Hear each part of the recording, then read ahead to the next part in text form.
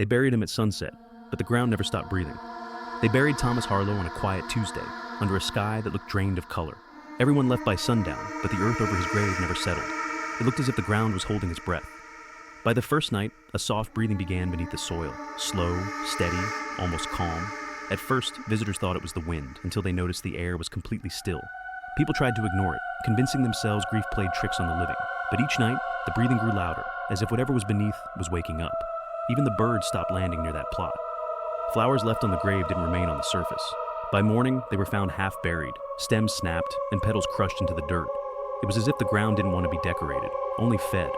On the third night, the grave began to rise and fall in a slow, unsettling rhythm, not shifting like soil settling, but lifting like lungs filling with air. The earth moved as if something beneath was peacefully asleep. When the caretaker finally gathered the courage to touch the grave, the soil felt warm. Not the warmth of sunlight, but the warmth of breath pushing upward. He realized too late that the breathing wasn't coming from below. It was pressing to get out. A whisper seeped through the dirt, thin and trembling, like a voice forced through sand. It repeated the same two words again and again. Not done. The caretaker dropped his lantern and ran, but the whisper followed him all the way to the gate.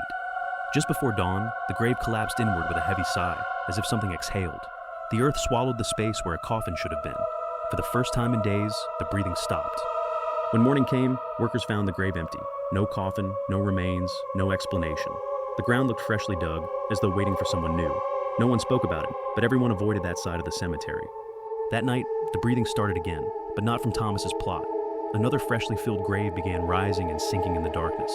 And now, every time a burial takes place, the ground waits, and another grave begins to breathe.